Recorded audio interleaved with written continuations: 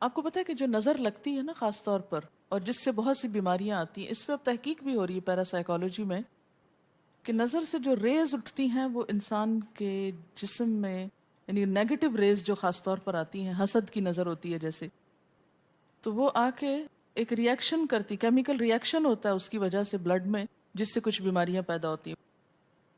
حدیث میں آپ کو سنا دیتی ہوں۔ حضرت ام سلمہ سے روایت ہے کہ آپ صلی اللہ علیہ وسلم نے ایک لڑکی کے چہرے پر کالے پیلے رنگ کا نشان دیکھا تو آپ نے فرمایا اسے نظر بد لگ گئی ہے، اس پر دم کرو۔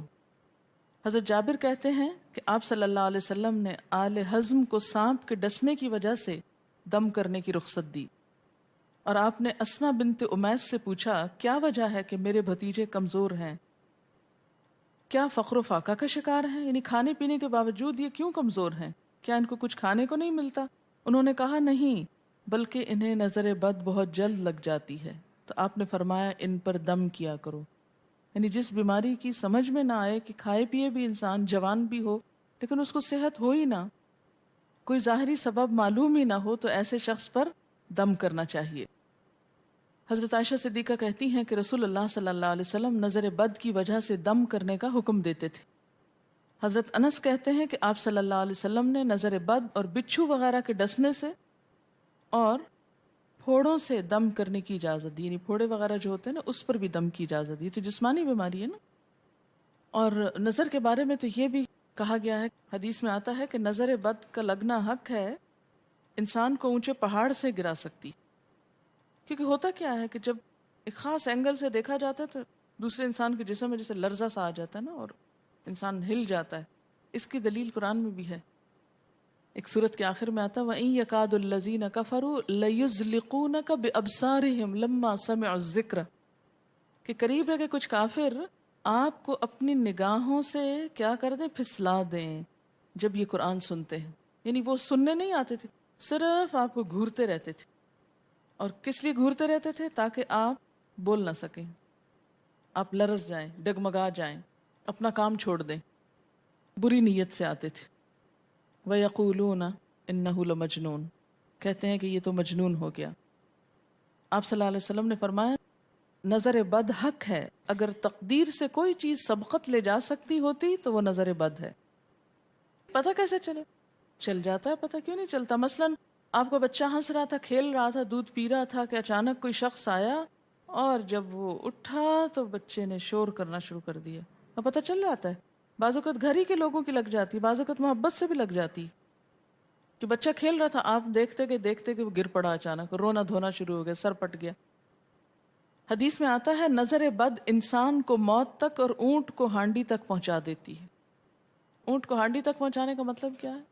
ذبح کرنا پڑ جاتا ہے، تڑپنے لگتا ہے۔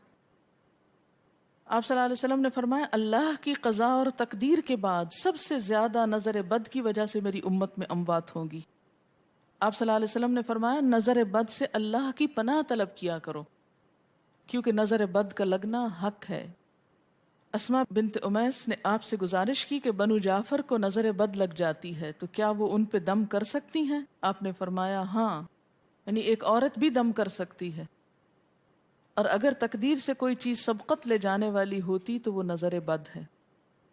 آپ نے فرمایا بے شک نظر بد انسان پر اثر انداز ہوتی ہے، حتیٰ کہ اگر وہ ایک اونچی جگہ پر ہو تو نظر کی وجہ سے گر بھی سکتا ہے، یعنی فزیکلی بھی اثر انداز ہوتی۔ اور آپ دیکھیں کہ وہ قرآن پاک میں نہیں آتا وَمِن شَرِّ حَاسِدٍ إِذَا حَسَد، اور حاسد کی شر سے جب وہ حسد کرے، تو نظر بد ہوتی کس کی ہے؟ حاسد کی ہوتی۔ بری نظر کس کی ہوتی ہے؟ حاسد کی۔ تو جو صبح شام 3 دفعہ یہ پڑھتے رہیں ان کو حاسد کچھ نہیں کر سکتے، ان کا کچھ نہیں بگاڑ سکتے، جتنا چاہیں گھورتے رہیں۔ اسی طرح ابن کثیر نے کہا کہ نظر بد کا اللہ کے حکم سے لگنا اور اثر انداز ہونا حق ہے۔ تو جب اللہ کی پناہ لیتے ہیں نا قل اعوذ برب الفلق قل اعوذ برب الناس، تو آپ نے اللہ کے پناہ لے لی، شیلٹر میں آ گئے آپ۔ اب ہر چیز بیکار ہو رہی ہے، سب نظریں وظریں، اور اگر لگتی بھی ہے انسان کو تو کس سے؟ اللہ کے اذن سے لگتی۔ حافظ ابن حجر کہتے ہیں کہ نظر بد کی حقیقت کچھ یوں ہے کہ ایک خبیث الطبع انسان اپنی حاسدانہ نظر جس شخص پر ڈالے تو اسے نقصان پہنچے۔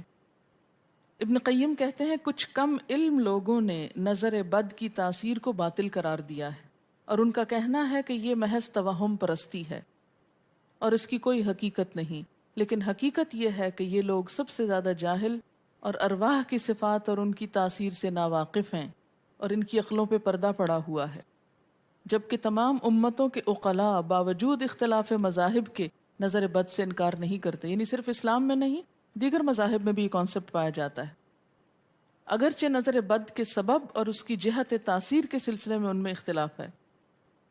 پھر کہتے ہیں اس میں کوئی شک نہیں کہ اللہ تعالیٰ نے جسموں اور روحوں میں مختلف طاقتیں اور طبیعتیں پیدا کی ہیں، اور ان میں کئی خواص اور اثر انداز ہونے والی کیفیات ودیت کی ہیں۔ آپ دیکھیں کہ لو چلتی ہے تو اثر نہیں ہوتا، اس کا بھی تو اثر ہوتا ہے نا، حالانکہ وہ نظر نہیں آ رہی ہوتی، اور کسی عقل مند کے لیے ممکن نہیں کہ وہ جسموں میں روح